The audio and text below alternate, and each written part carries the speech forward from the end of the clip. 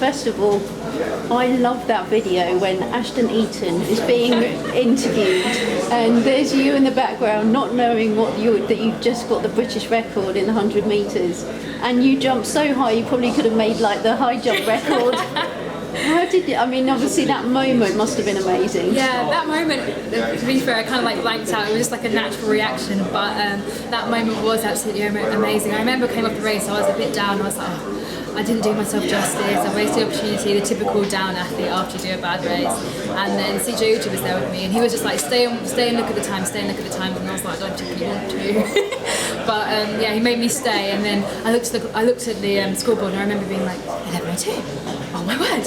And I was like, no, it won't be legal. And then he was like, you did 11:02, and I was like, I know. And then you see, I think the bit in the video when I like stretch out my arm, I'm like, is it legal? Is it legal? And then I just started jumping around because I saw plus 1.8, and I know that's legal. So then I turned around, I saw my mum, and when you see me like bouncing forward, I saw my mum, and she was like almost in tears. It was just such a special moment. What do you mean almost in tears? Surely a mum should be crying at something like that. No, she had sunglasses on. I couldn't really tell. I'm sure she was. But I'm sure she would have like shed a tear later. Everybody bumped into her and my dad, and they were just so happy. Like my dad's known for being so smiley, and his smile was just like up here apparently. So fantastic. Yeah. It was brilliant. What I really liked about it as well is obviously your first thought before you saw that time was the fact that you thought, oh, I didn't do this right and I didn't do that right, and it's not wasn't great. And to see that reaction before you saw the time, and to see KJT's reaction when she didn't break the World Championship record, is there like a new sort of mentality with the really amazing women's British team we've got at the moment, where you're thinking really properly world class? I wouldn't necessarily say it's a new mentality. I've kind of always thought like that since I was like little, and I'm sure many women have before me. But yeah, sometimes you do what everybody thinks would be like quite well, and you'd be really happy. Well, personally, I was obviously really happy with my 11:02, and obviously Kat must have been happy to win in Prague. But at the same time, we all have our personal goals and personal aims, and she obviously wanted to break the record, and I wanted to run a good technical race. And unfortunately, when we wanted to do it, we didn't quite get there. So for me, it's just more like focusing on what you set out to do in the first place. Really, it's not losing sight of what your initial aims were. And yes, you might have got a good performance, but at the same time, when you bring it back to basics and like strip it down, I still didn't do what I wanted to do at Hengelo. So you can go faster? I don't know. Hopefully, I can run a litre race. That's what I want to say. I can run a litre race. So so you want to look good. That's what it is. Probably just run one that's like more like all the phrasings and all the techniques a bit tighter and a bit like more close to what I've been like in training really. So.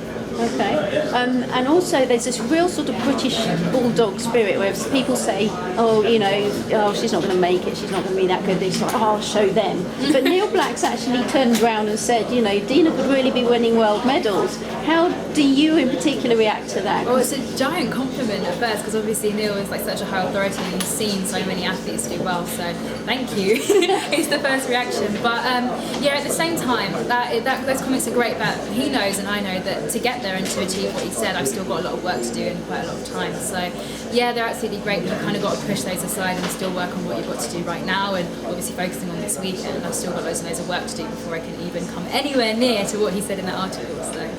Okay, and also now you teenagers, when you meet your idols and things, you're often known for like screaming like everything. So how do you react when you're standing next to Shelley-Ann Fraser-Pryce or Alison Felix, people like that? You do get a bit. I know obviously everybody gets a bit like, oh my gosh, when they see their like idols and stuff. But at the same time, I've got to remember. Well, I do remember that I'm there for a purpose, and I'm grateful to be on that line. But at the same time, I kind of earned it, and therefore they are my idols, and I do respect them so much because they're world Olympic champions, absolutely amazing. But at the same time, I've really got to have faith in myself and believe that I'm there for a reason.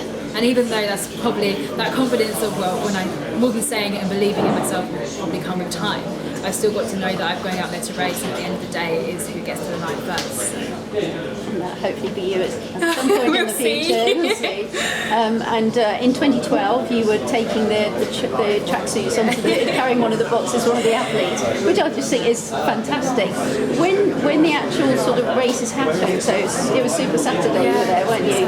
I was there as well. It was absolutely amazing. I was just there as a spectator. I wasn't even working, and I was just like crying. Like it was one of those things. Even as box carriers, tears. We were getting all emotional, like, can you believe that just happened? And because we were lucky enough, because obviously as box carriers we get to stand at the side of the track. So I remember when I was doing, like, I think I might have been carrying some boxes for like high jump, and I saw Kat, and we'd just been to World Juniors together. She was like, what are you doing there? I was like, hi.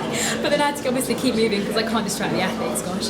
But yeah, it was being in the stadium with Super Saturday was absolutely amazing, because at first we were obviously like, oh, we're not going to be able to carry for Usain, that's really, we were like, oh, that's a shame. But then we found out that we had probably one of the best nights in British sporting history, and that was probably just absolutely overwhelming. That was one of those moments that you really, really can't forget, just how everybody was just kind of like euphoric and everybody was just so happy.